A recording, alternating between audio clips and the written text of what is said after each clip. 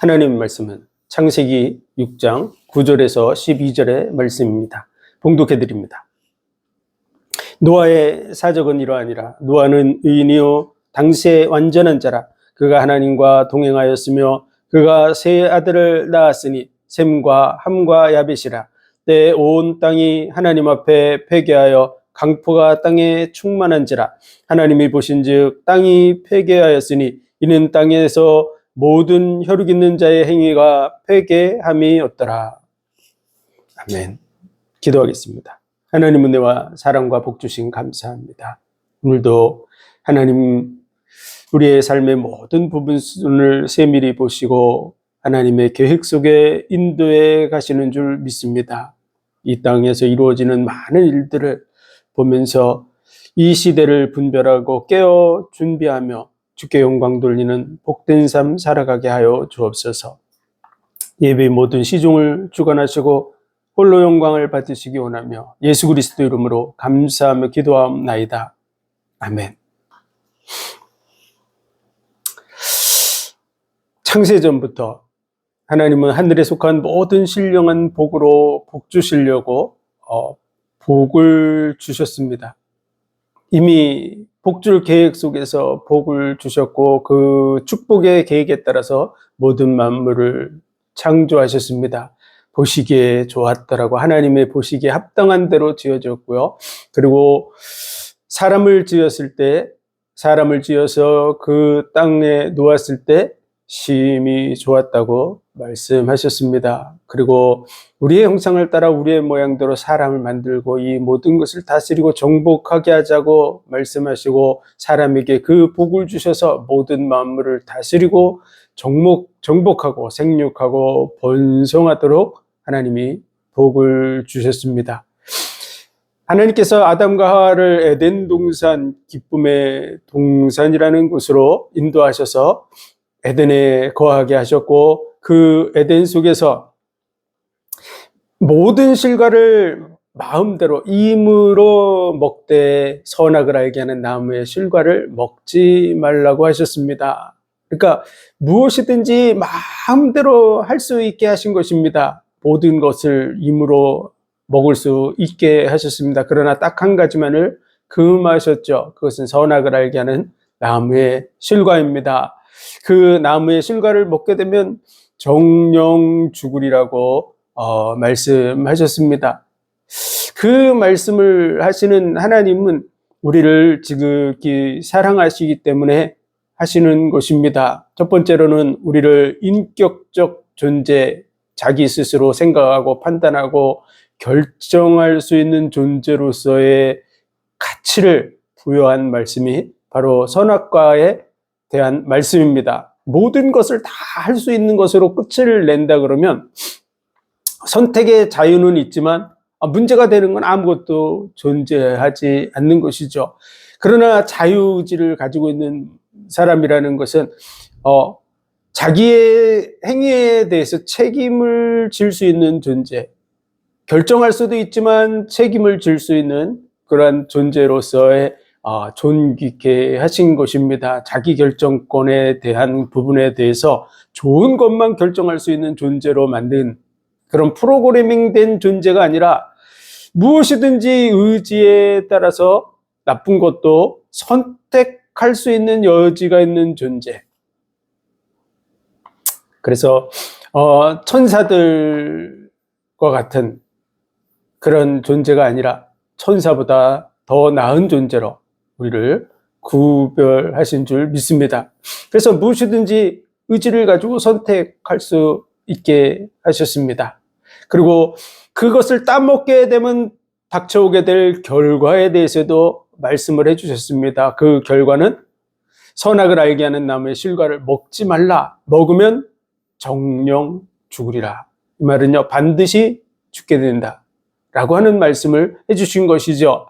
지금 꼭 자녀들에게 집에 있는 많은 물건들 네가 활용하고 싶은 대로 마음껏 활용해라 라고 말하는 것과 똑같은 것이죠.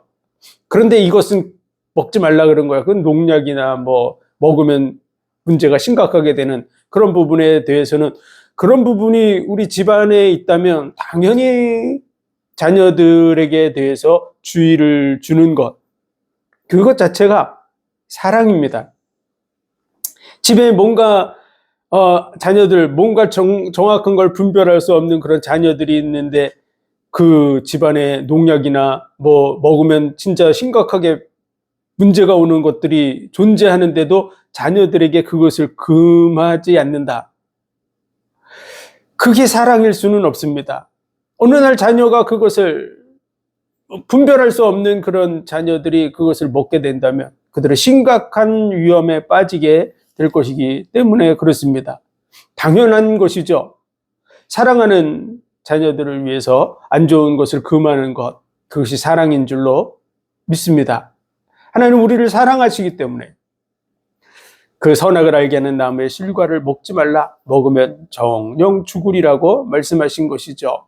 어떤 사람들은 그럼 왜 선악과를 만들었냐 이렇게 얘기하는데, 아까 말씀드렸듯이 우리가 정말 인격을 가진 존재, 좋은 것만 할 수 있는 프로그래밍된 존재가 아니라는 거야. 우리가 컴퓨터에 로봇을 만들고 뭐 AI를 지금 만드는 시대가 됐는데요. 사람들은 좋은 것만 할 수 있는 프로그램을 주로 넣습니다. 왜냐하면 사람을 해하도록 하는 그런 프로그램을 일부러 넣는 사람은 없죠. 악한 자라면 그런 프로그램을 넣겠지만 그런 프로그래밍 자체를 넣지 않죠. 그런데도 그들이 한계를 벗어나는 이런 정말 불상사라고 하는 부분인데요. 원치 않는 부분들이 발생하는 그런 부분인데, 로봇을 만들 때 그 프로그래밍을 하는 것처럼 우리를 그런 존재로 만든 것이 아니라 무엇이든지 결정할 수 있는 그런 존재로서 우리를 구별한, 정말 하나님이 자기의 형상을 따라서 만든 그 말씀과 같이 하나님과 대화를 나누고 교제할 수 있는 존재, 굉장히 중요한 겁니다. 이것은 무엇 때문에 더 중요하냐면요, 우리가 진정한 사랑을 나눈다고 하는 것은 사실 굉장히 쉬운 게 아닙니다.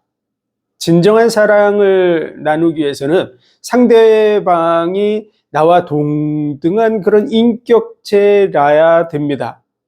그래야 진정한 사랑을 나눌 수 있습니다. 나와 동등하지 않으면 내 마음을 100% 이해할 수 없고 우리도 그를 100% 이해할 수 없는 것이죠.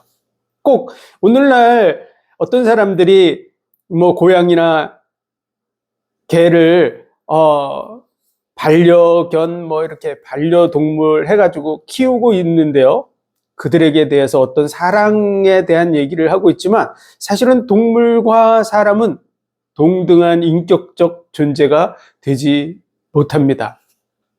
그래서 어느 날 사람이 고독사를 하게 되면 그 개와 고양이가 처음에는 그 옆에 있다가 나중에는 그 사람을 시신을 훼손하게 된다고 합니다. 진정한 사랑의 대상이 아니에요. 그냥 주인으로서 어떤 그런 부분적인, 하나님이 부여해 놓으신 부분적인 짐승과 사람의 교감할 수 있는 그런 사랑의 범주가 있습니다. 그래서 100%가 될 수가 없어요. 진짜 인격적이라고 할 수가 없어요. 진정한 자녀와 강아지는 똑같을 수 없습니다. 그와 같은 것이죠. 하나님과 동등한 교제를 나눌 수 있는 인격적 존재로서 우리를 구별하셨고 우리를 그와 같이 대우하고 계신 줄 믿습니다.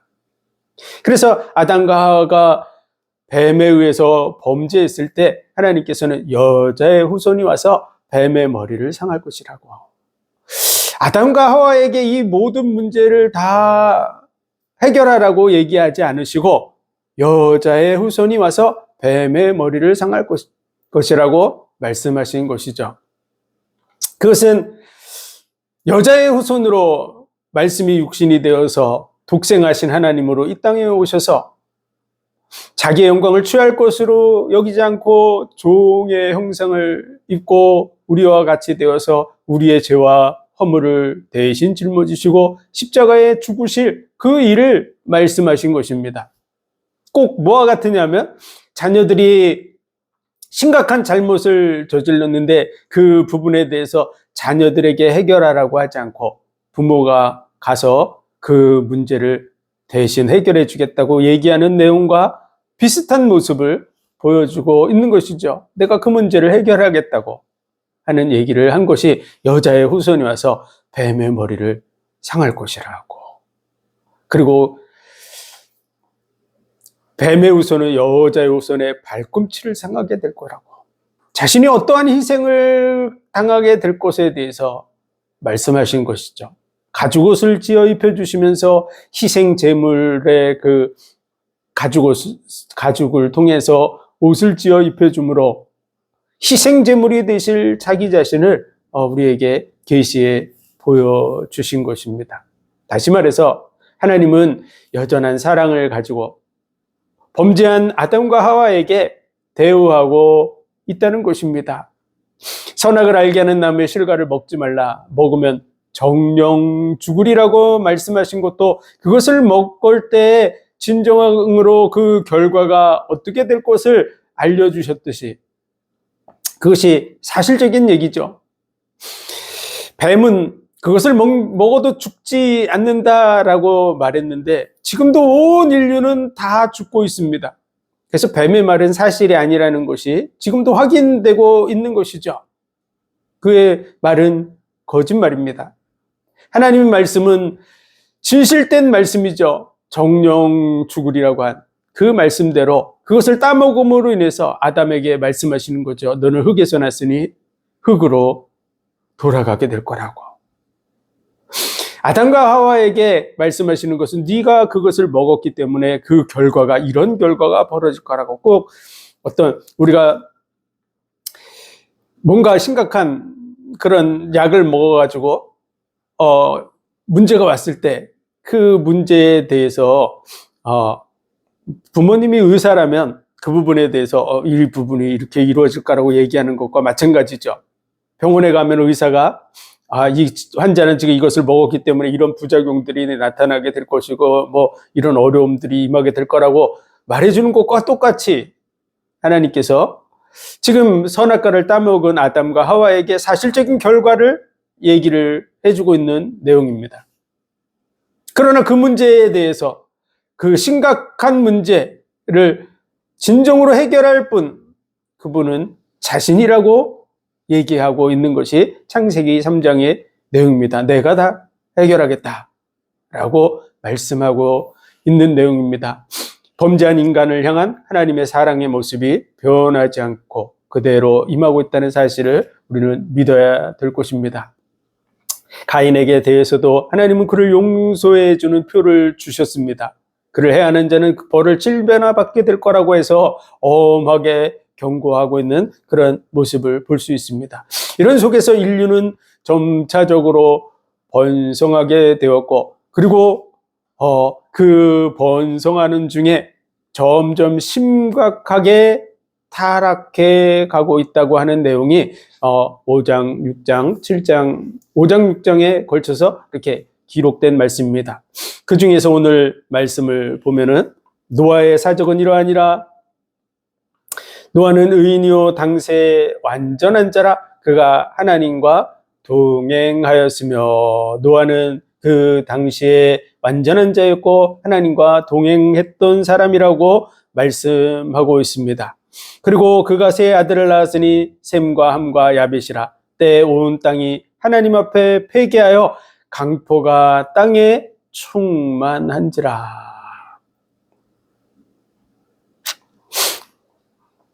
지금 세상이 점점 타락해 가고 있습니다. 아담으로부터 시작해서 노아 홍수가 일어나기까지의 그 기간은 1640년, 45년 뭐 이렇게 약 한 1500년 이상 엄청난 기간입니다. 작은 기간이 아니죠. 우리나라의 시대를 본다면 삼국시대에서부터 지금에 이르기까지의 시간, 뭐 이렇게 볼 수 있습니다. 그 어마어마한 긴 시간이 지나는 그런 과정 속에서 그들은 점점 악해져 가기 시작했습니다. 그 악해져가는 그 배경 속에는 누가 있냐면 악한 영, 마귀가 존재하는 것이죠.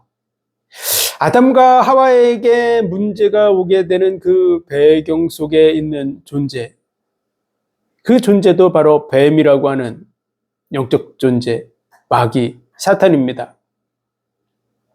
그래서 요한계시록 12장 9절에 보면 옛뱀, 마귀라고도 하고 사탄이라고도 하며 온 천하를 꿰는 자라.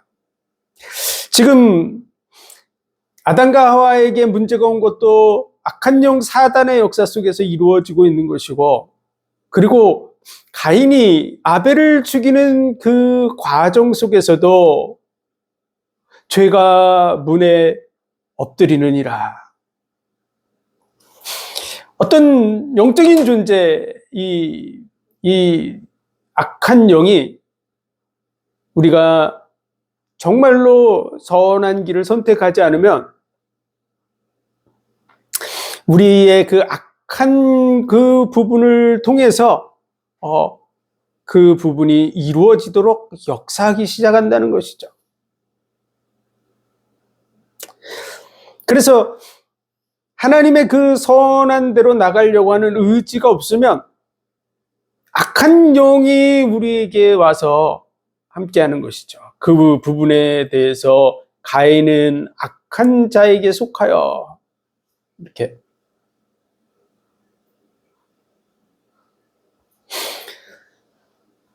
그 악을 쫓아가는 부분의 그 영적 배경이 누구냐? 마귀라고 하는 거야. 우리는 이 영적 사실을 잘 알아야 됩니다. 어떤 사람들은 하나님을 대적하고 원망하고 불평하고 하는 길을 선택해 나가는데요. 그 이유 중에 하나는 악한 영 마귀에서 문제가 벌어지고 있다는 사실을 보지 못하고 있기 때문에 그렇습니다. 한쪽 편만 보는 거죠. 그런데 하나님을 대적해 나가는 그런 일을 하게 되면 누가 역사하냐? 그런 악한 영이 그 부분의 배후에서 역사해서 그를 점점 더 악한 쪽으로 인도해 가고 만다는 것입니다.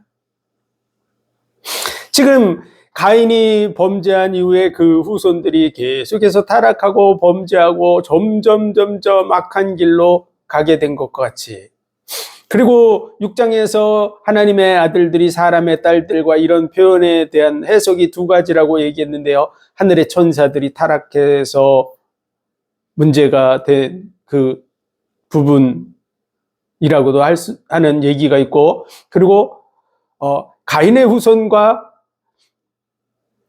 셋의 후손, 하나님을 섬기는 자들과 하나님을 섬기지 않는 자들이 함께 결혼해서 자녀를 낳는 이런 것으로 해석하는 두 가지가 있습니다.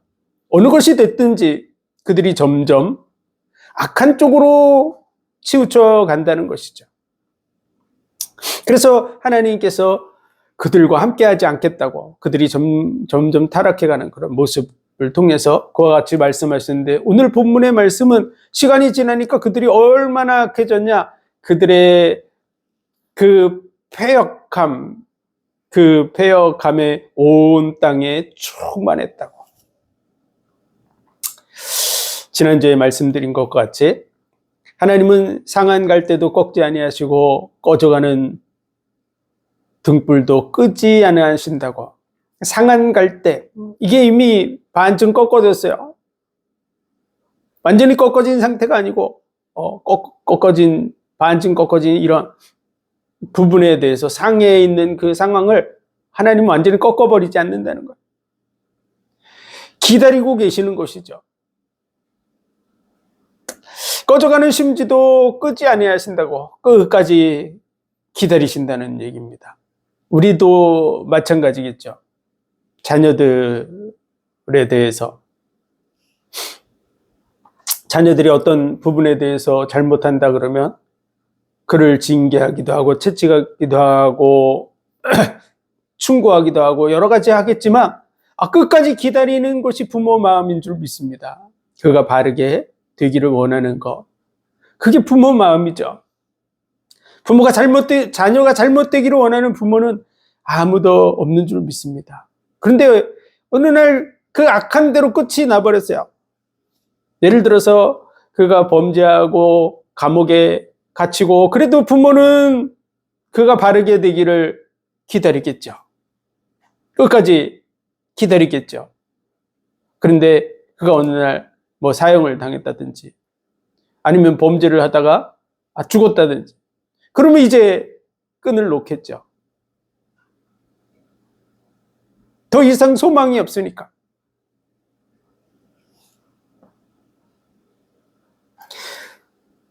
부모가 되어서 그 자녀가 감옥에 갇혔다고 이제 끝, 이렇게 하는 부모가 어디 있겠습니까? 그가 살아있는 동안에는 끝까지 걱정하고 근심하고 어떻게 하든지 바르게 되기를 원하고, 그게 부모 마음이죠. 마찬가지로 하나님께서는 하나님의 형상으로 지어진 우리 인간들이 하나님의 뜻 안에 들어오기를 진심으로 원하고 계신 줄 믿습니다. 끝까지 기다리시는 분이시라고. 그러나 그 기회가 다 끝나가면 이제 더 이상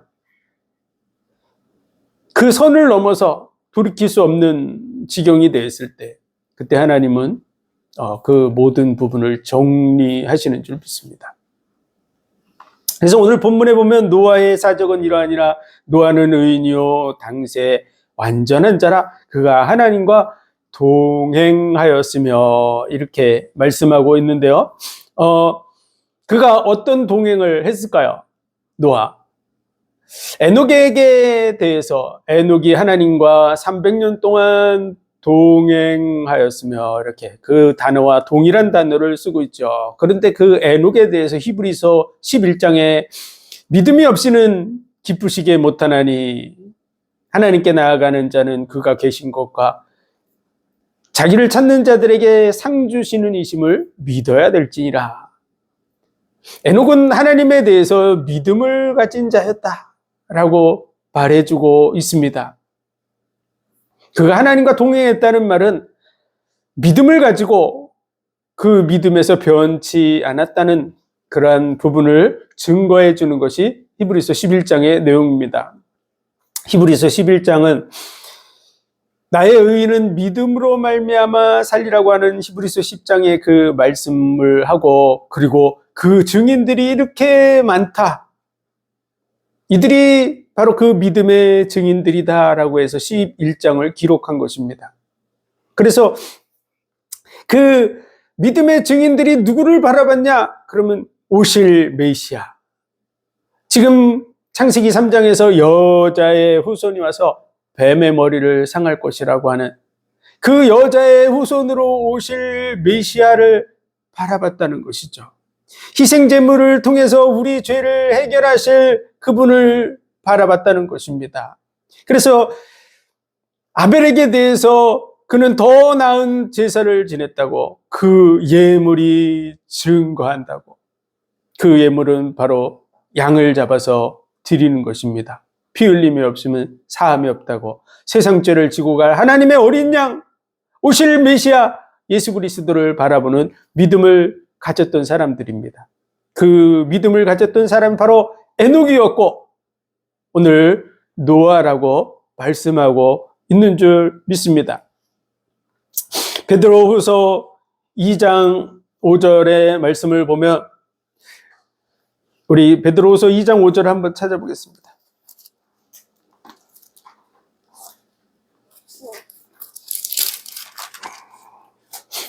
베드로후서 2장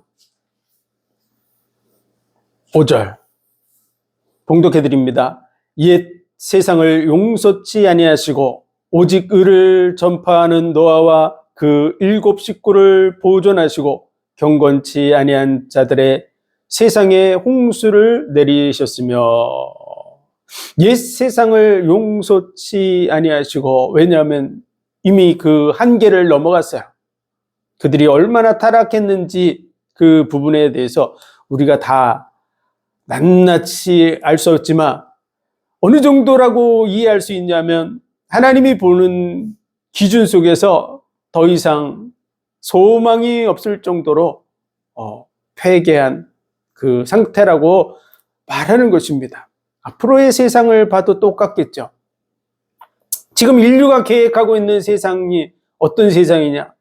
그러면요, 인간과 로봇과의 경계를 무너뜨리려고 하고 있습니다.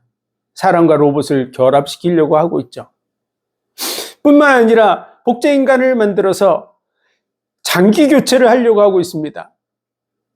그 장기 교체를 하기 위해서 우리 몸의 그 장기들을 정상적인 기능으로 작동하게 하기 위해서 기술을 축적하는 일을 지금 하고 있는 것이죠. 그래서 장기 기증을 하게 하고 장기를 바꾸는 일을 계속 의사들이 숙련하고 숙달하고 기술을 습득하고 있습니다. 장기를 바꾸는 일을 위해서 준비하고 있는 것이죠. 그런데 현재 장기 기증이라든지 장기 교체를 하게 되면 평생 면역 억제제를 맞고 살아야 됩니다. 그래서 만약 감기 같은 바이러스가 걸리면 그는 거의 죽을 가능성이 많습니다. 왜냐하면 면역력이 떨어진 상태에서는 바이러스를 이길 수 있는 그런 부분이 존재하지 않기 때문에 그렇습니다. 그래서 굉장히 위험한 상태에 있는 것이죠. 그리고 정상적인 삶을 살아가는 데 있어서도 많은 불편함이 있습니다. 물론 장기를 교체하고 10년을 살던 20년을 살던 30년을 사는 거 사람들이 보기에는 좋아 보입니다. 그러나 진정으로 우리가 믿음을 가지고 하나님을 알고 하나님의 은혜를 알고 하나님의 능력을 알고 우리가 장차 들어가야 될 천국에 대한 축복을 이해하는 사람이라면 이 세상에서 장기를 교체하면서 10년, 20년, 30년을 더 사는 것보다 하나님이 예비한 영원한 나라에 들어가는 것이 더 좋은 것이라고 하는 것을 믿음을 가진 자들은 알 수 있습니다. 진짜 하나님을 신뢰한다 그러면 이 세상에서 장기를 바꿔가면서 언제 죽을지 모르는 그런 속에서 목숨을 연명해 나가는 것보다 이 땅의 삶이 다 끝났다고 생각하고 하나님이 예비한 나라를 향해서 가는 것, 그 부분에 대해서 기뻐하게 될 것입니다. 많은 그리스도인 순교자, 기독교의 역사 속에 많은 순교자들은 잠시 동안은 자기들이 짐승에 의해서 물려 뜯겨서 죽든지 아니면 화염에 휩싸여서 온 몸이 불타는 그런 고통 속에서 죽음을 맞이하든지 이런 위기 속에서도 자신이 들어가야 될 영원한 나라를 바라보고 이 땅의 삶보다 영원한 나라의 삶을 선택했습니다. 왜냐하면 그들에게는 영원한 나라에 대한 확실한 믿음이 있었기 때문에 그렇습니다. 그런데 많은 사람들이 왜 장기 교체를 하면서까지 목숨을 연명하려고 그럴까요? 그 이유는요, 이 땅의 삶을 지속해 나가려고 하는 그런 부분이죠. 그것이 겉으로 보여질 때는 선해 보이지만 그 배후에서 이 모든 프로그램을 움직이고 있는 존재들, 그들은 바로 이 세상에서 온갖 악한 일들을 행하면서 부귀영화를 누리고 있는 자들입니다. 그래서 악한 영이 그 배후에 역사하고 있다고 말하고 있고요. 그리고 그 악한 영의 역사 속에서 세상의 권세를 가지고 있는 자들, 그들이 하나님을 대적할 뿐만 아니라 이 세상에서 그 부귀영화를 놓지 않으려고 하고 있는 것이죠. 그래서 복제인간을 만드는 부분에 대해서도 지난번에도 잠깐 언급했듯이 그 복제인간을 한 사람 만드는 부분이 우리 평범한 사람들에게 있어서는 진정으로 혜택받기 힘듭니다.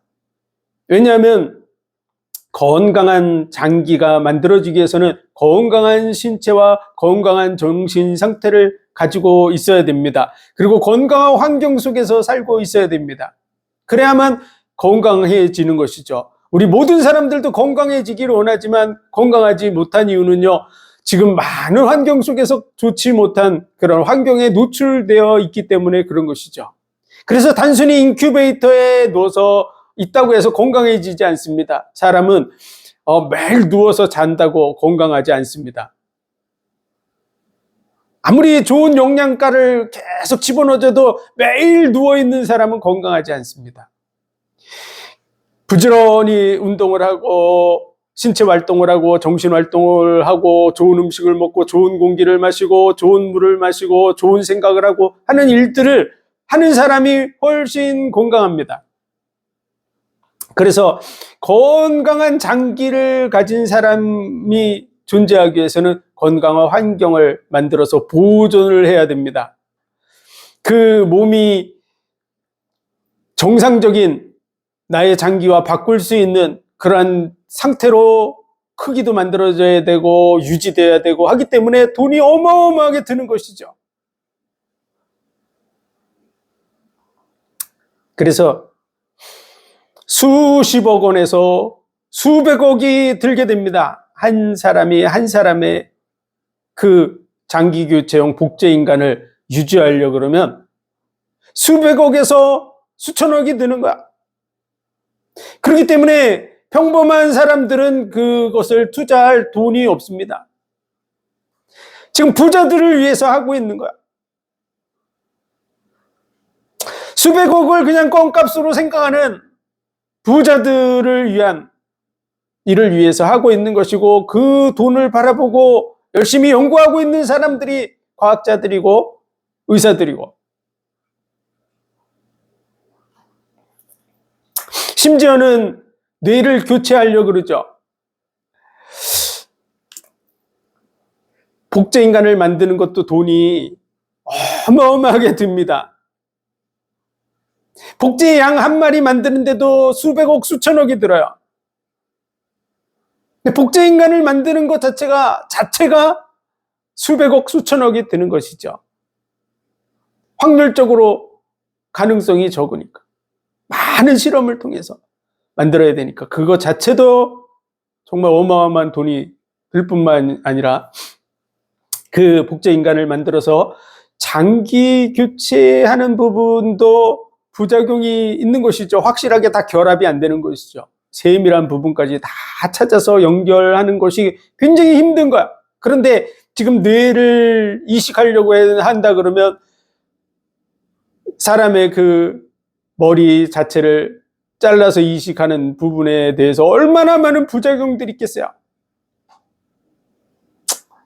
그런 기술력을 축적해서 그 일을 하는 부분에 대한 그 돈, 이런 부분들은 상상할 수 없는, 우리가 작은 수술 하나만 받아도 돈이 엄청나게 드는데 거의 전 재산을 쏟아부어서 돈을 다 벌어서 병원 갖다 주는 그런 형국이 지금도 벌어지고 있는데, 있을 수 없는 일인 것이죠.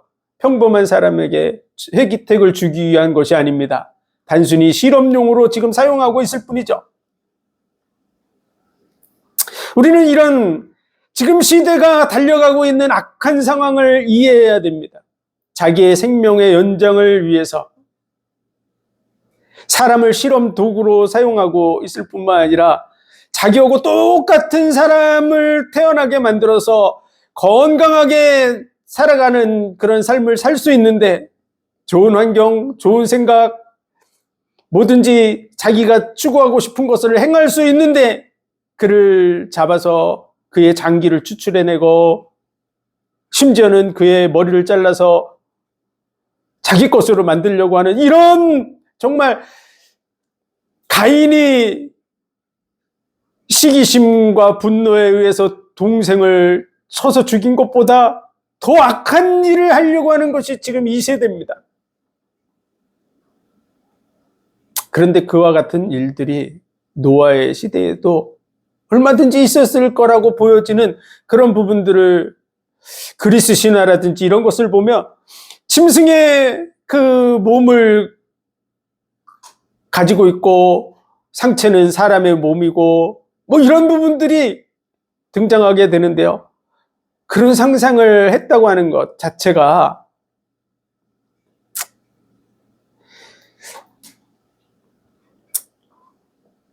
그것이 그들의 속에 존재하고 있는 악한 성향이라고 하는 것입니다.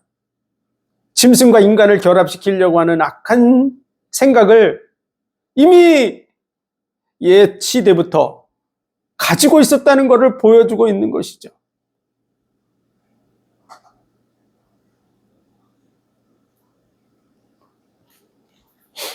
그런데 오늘날 그것을 현실화시키려고 하고 있습니다. 복제용 돼지를 만들어서 돼지에게 인간의 유전자를 가진 그런 부분들을 주입해가지고 복제용 돼지, 장기 복제용 돼지를 실제로 만들었죠. 인간과 사람을 결합하는 일을 지금도 하고 있습니다.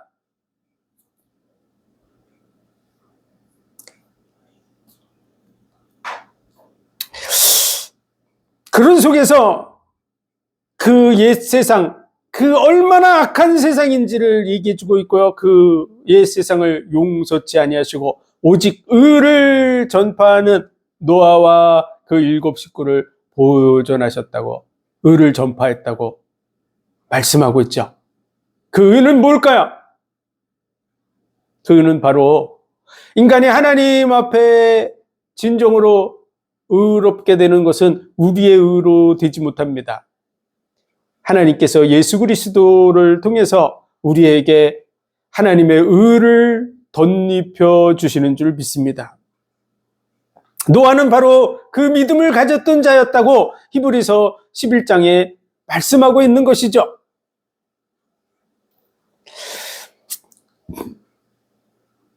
여자의 후손이 와서 뱀의 머리를 상할 것이라고, 희생 제물을 드리라고, 그 희생 제물이 되실 예수 그리스도를 통한 영원한 구원에 대한 얘기를 하고 있는 사람이 누구냐?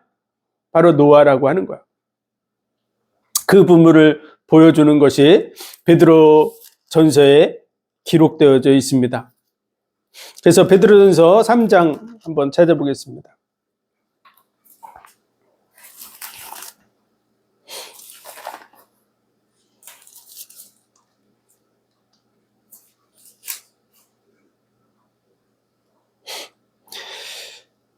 베드로전서 3장 18절부터 20절입니다. 봉독해 드립니다. 그리스도께서도 한 번 죄를 위하여 죽으사 의인으로서 불의한 자를 대신하셨으니 이는 우리를 하나님 앞으로 인도하려 하심이라. 육체로는 죽임을 당하시고 영으로는 살리심을 받으셨으니 저가 또한 영으로 옥에 있는 영들에게 전파하시니라. 그들은 전에 노아의 날 방주 예비할 동안 하나님이 오래 참고 기다리실 때 순종치 아니하던 자들이라. 방주에서 물로 말미암아 구원을 얻은 자가 몇 명뿐이니 겨우 8명이라. 이 말씀을 그냥 단순하게 읽으면 하나님의 깊은 뜻을 이해 못합니다.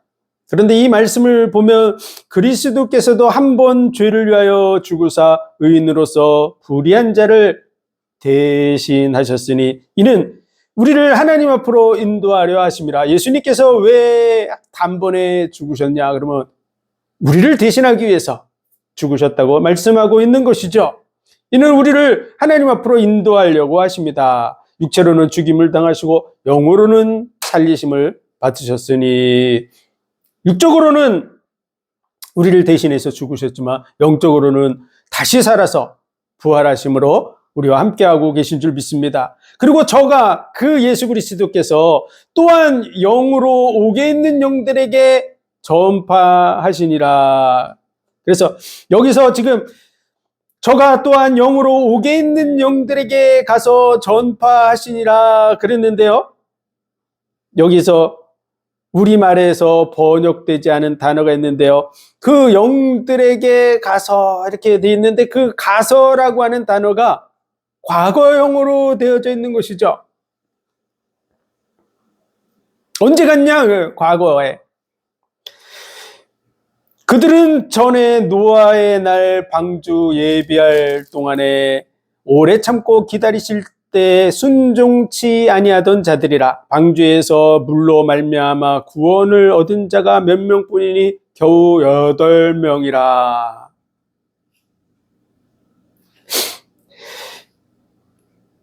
예수 그리스도께서 전에 가서 복음을 전파했는데요. 옥에 있는 영들에게 복음을 전파했다 그랬는데요. 그 옥에 있는 영들이 누구냐? 그러면 노아의 그 홍수 때에 오래 참고 기다리셨던 그때에 순종치 아니하던 자들이라고. 이 말씀에 대해서 오해가 돼서 예수님이 십자가에 못 박혀 죽으셨을 때 예수님께서 옥에 있는 영들을 찾아가셔서 복음을 전파했다. 그래서 죽은 자들에게도 복음이 전파됐다. 그렇기 때문에 이 땅에서 복음이 전파되는 이 부분에 대해서 받지 못한 사람들은 지옥에서 복음을 듣게 되고, 그리고 그 복음을 듣고 회개하는 자들은 다시 구원받고 천국에 간다. 그래서 연옥설의 어떤 배경이 되는 말씀처럼 이 말씀을 사용하고 있는데, 그것은 옳은 해석이 아닙니다. 왜 아닐까요?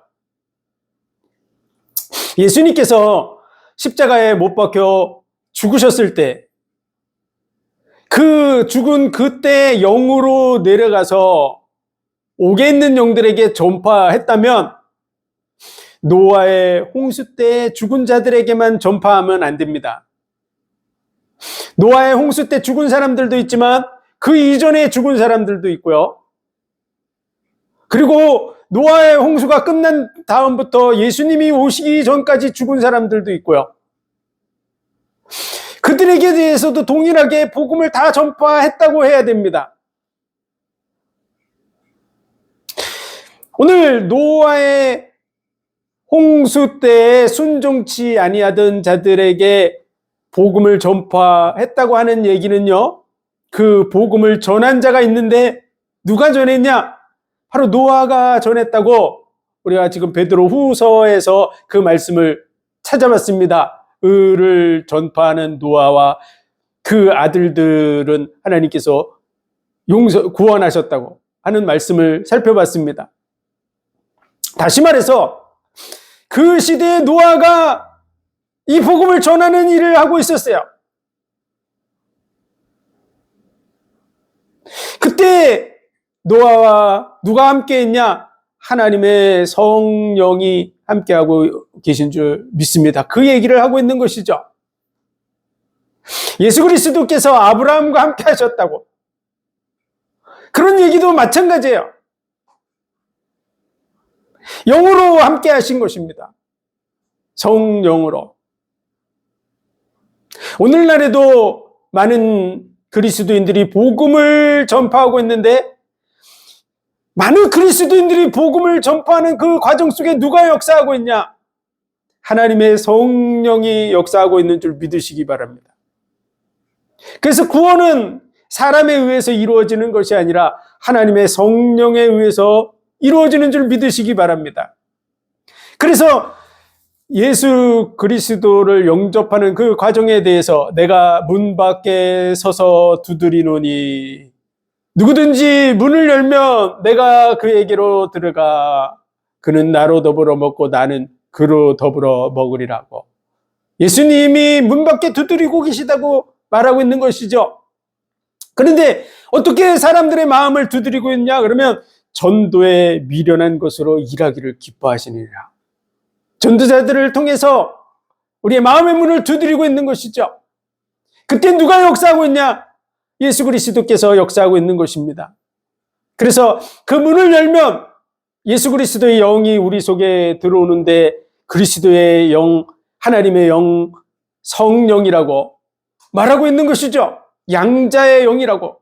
그래서 그때 영접하는 자 곧 그 이름을 믿는 자들에게는 하나님의 자녀가 되는 권세를 주셨으니 이는 혈통으로나 육정으로나 사람의 뜻으로 나지 아니하고 하나님의 뜻대로 난 자들이니라. 그래서 우리가 구원을 얻는 것은 단순한 과정을 통해서 되는 게 아니라 성령이 내 속에 들어옴으로 말미암아 구원을 받는 거야. 실질적인 영접이 이루어지는 거야. 지금 그 얘기를 하고 있는 것입니다. 예수 그리스도께서 영으로 전에 노아 때에도 노아를 통해서 복음을 전하는 그 일에 성령으로 함께 하셨다고 하는 내용이 본문의 내용입니다. 예수님이 십자가에 못 박혀 죽으셨을 때 그 영이 지옥에 내려가서 복음을 전파했다는 내용이 아닙니다. 만약 지옥에 갔다면 왜 노아의 홍수 때 죽은 자들에게만 복음이 전파됩니까? 그 이전의 사람들에게도 복음이 전파되고 그 이후 예수님 오시기 전까지 해도 죽은 사람이 어마어마한데 그들에게도 복음이 전파됐어야 되죠.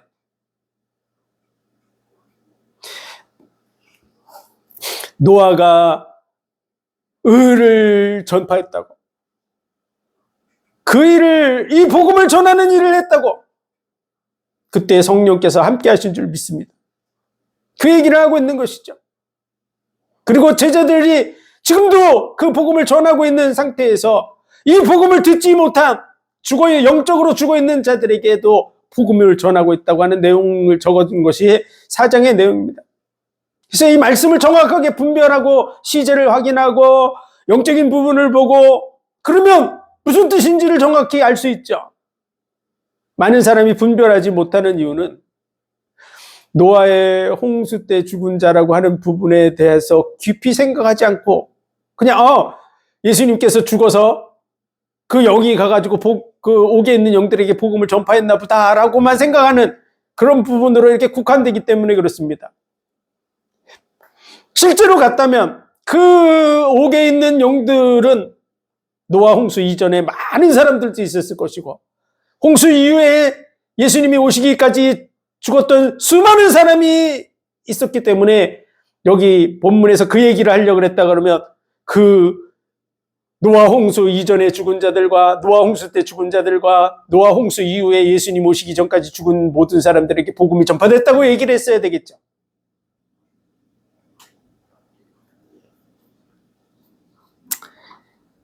당시에 노아를 통해서 복음이 전파됐는데 그들이 받지 않아서 겨우 8명만 이 복음을 받은 자들만 구원받았다고 하는 얘기를 하고 있는 것이죠.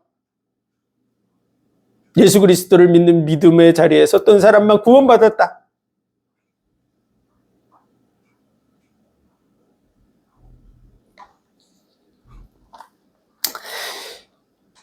우리가 하나님 앞에 서서 심판을 받는다 그러면 우리 그리스도인들은 심판받지 않습니다. 심판받지 않는다고 예수님 말씀하셨어요. 나를 믿는 자는 사망에서 생명으로 옮겼다. 심판받지 않는다고 말씀하셨죠. 우리는 심판받지 않습니다.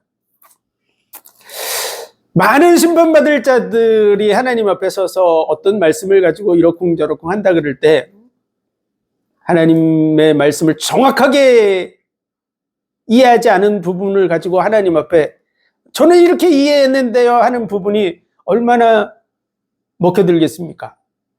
하나님의 말씀은 분명한 뜻을 가지고 있는데 하나님의 뜻을 정확하게 분별하기 위해서 우리가 하나님 앞에 기도해야죠. 그럼 하나님께서 지혜를 주지 않습니까?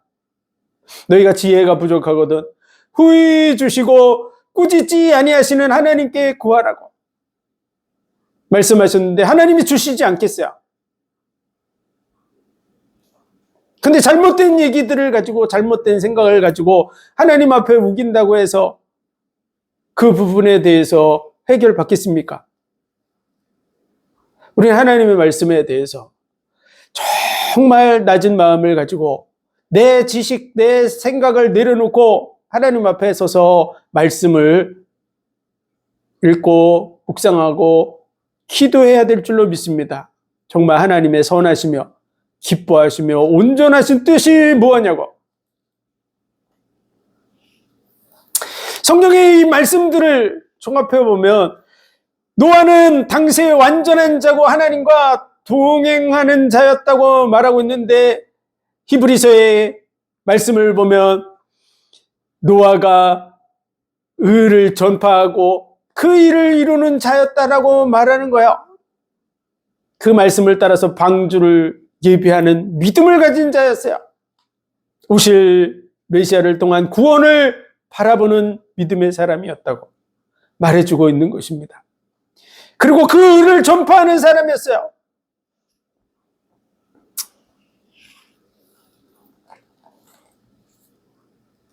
오늘날에도 이 복음이 전파되고 있는 줄 믿습니다.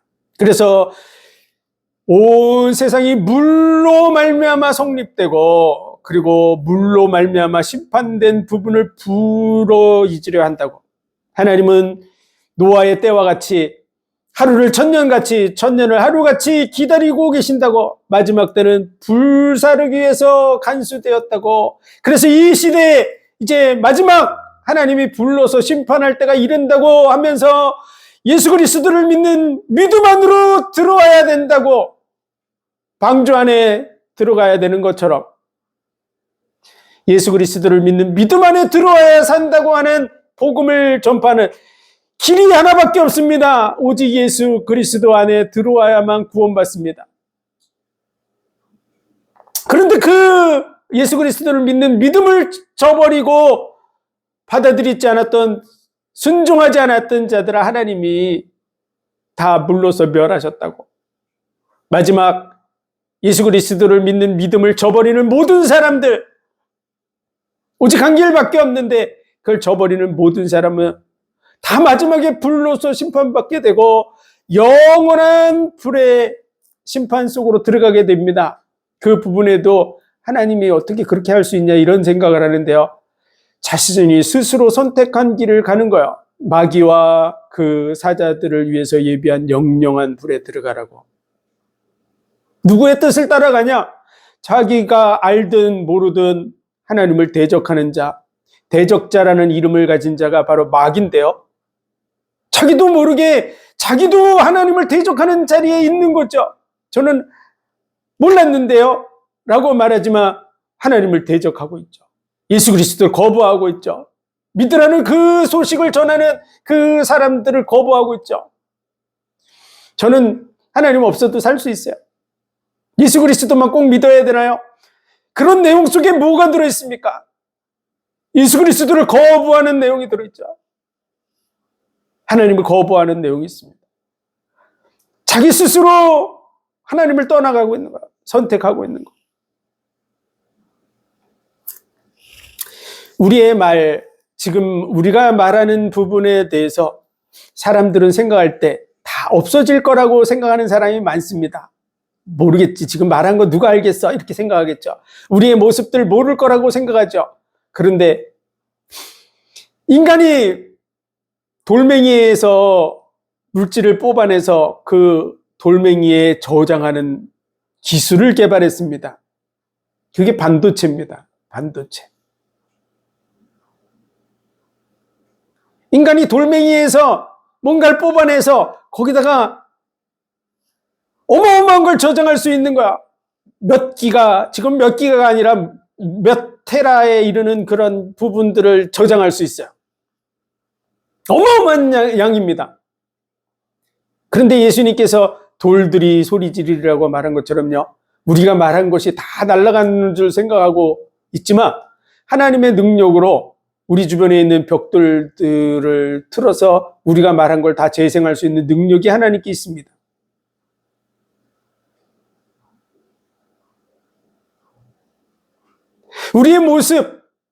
우리의 모습이 다 사라진다고 생각하고 있죠.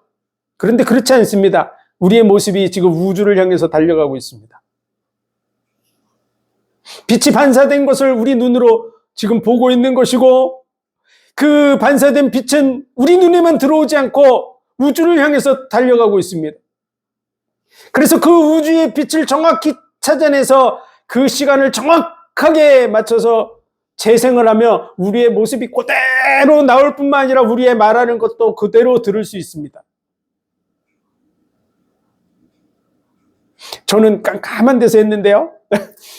이 세상을 비추는 우리 눈에 보이는 건 가시광선 수준이고요. 가시광선은 아주 작은 스펙트럼 속의 작은 부분입니다. 그 외에는 적외선, 자외선이라고 하는 부분이 더 많이 차지하고 있는데, 어떤 광선은 우리 몸을 투과할 뿐만 아니라 지구를 투과해서 날아가고 있습니다.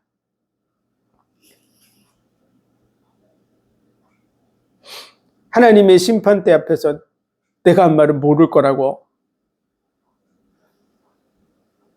그건 적용되지 않습니다. 그 시간에 다 보여줄 수 있습니다. 이재명이가 거짓말들을 하고 있지만 다 들춰냅니다. 우리는 하나님 앞에 설 것을 생각해야 됩니다. 우리가 가야 된다는 것은 확실한 것이잖아요. 우리가 오고 싶어서 온 게 아니에요. 가는 것도 우리가 원해서 가는 게 아닙니다. 이미 룰이 정해져 있어요. 온 우주는 정확한 질서 속에 움직이고 있어요. 하나님이 살아계시고 그 하나님의 능력 속에 우리도 지금 살아있는 거야. 근데 하나님을 거부하고 하나님이 이룬 구원에 대해서 거부하고 그 의를 전파하는 것을 거부하고, 하나님이 왜 지옥을 만들어냈냐고 이런 식으로 하는 말 자체도 이미 하나님을 대적하는 내용이 들어있어요.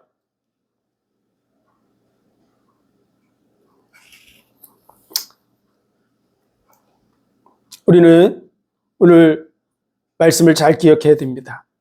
당시의 완전한 자라 그랬더니 노아가 진짜 완벽한 자라고 생각하는 건 큰 착각입니다. 노아가 홍수 끝난 다음에 포도주를 먹고 벌거벗어서 허물을 보여주는 모습을 왜 성경에 기록했을까요? 그는 완전한 자가 아니에요. 육체적으로 완전한 자가 아니에요. 우리하고 똑같은 사람입니다. 근데 하나님이 보시기에 구원받기에 합당한 그런 믿음을 가진 자였다고 말해주고 있는 내용입니다. 우리는 그 믿음 속에 있어야 구원받습니다. 그리고 그를 우리는 전파해야 될 줄로 믿습니다. 폐괴함이었더라. 어느 정도냐 그러면 더 이상 소망이 없는 상태였다고 하는 것이죠. 이 시대가 그리로 향해 가고 있다는 사실을 우리는 기억해야 됩니다. 정말 악의 극치를 가고 있는 거야. 하나님이 만드신, 하나님의 형상대로 만든 인간을 실험도구로 사용하고, 실험도구로 사용할 뿐 아니라 정상적인 삶을 살아갈 수 있는 존재를 죽여서 그 장기를 추출해서 쓰겠다고 하는 이런 발상 속에 움직이고 있는 거야. 정말 무시무시한 얘기 속에 있는 것이죠. 그거의 공범자들입니다. 장기를 기증하는 것 좋은 일이라고 생각하고 하고 있는데 나도 모르게 지금 그 부분에 동참하고 있는 거야. 하나님의 성령을, 인간의 몸을 실험도구로 사용하는 그 일에 나도 모르게 도장 찍고 있는 거야. 그 일 때문에 지금 어떤 일이 벌어지고 있냐면 세계에서 악한 자들이 장기 추출을 하기 위해서 선량한 사람을 죽여서 장기를 팔아먹고 하는 이런 범죄가 지금 성행하고 있는 것입니다. 장기 기증하는 일이 없고 장기 교체하는 그런 부분에 대해서 기술을 습득할 수 있는 어떤 부분이 없었다면 아무도 장기를 사고 팔고 하는 일이 없었을 거야. 좋은 일인 줄 알고 하고 있는 부분인데 나도 모르게 하고 있는 이 성향들에 대해서 우리는 하나님 앞에 회개해야 됩니다. 돌이켜야 됩니다. 그리고 정말 구원받을 수 있는 유일한 길, 오늘 방주를 짓는 얘기가 나오는데요. 방주 안으로 들어오듯이 예수 그리스도 안으로 들어와야 됩니다. 구원받는 길이 딱 한 가지밖에 없습니다. 그 은혜와 복이 저와 여러분에게 있으시기를 주의 이름으로 축원드립니다. 기도드리겠습니다. 하나님 은혜와 사랑과 복 주신 감사합니다. 오늘도 귀한 말씀을 주시는 이유는 우리에게 기회를 주고 계신 줄 믿습니다. 오직 한 길 예수 그리스도를 믿고 그 구원의 은혜 속에 들어오게 하시기 위해서 말씀을 통해서 인도하시는 줄 믿습니다. 이 시대를 분별하고 깨어서 돌이켜 회개함으로 하나님 안에 거하는 복된 삶 살아가게 하여 주옵소서. 이 복음을 듣는 많은 영혼들이 살아나는 역사 일어나게 하여 주옵소서.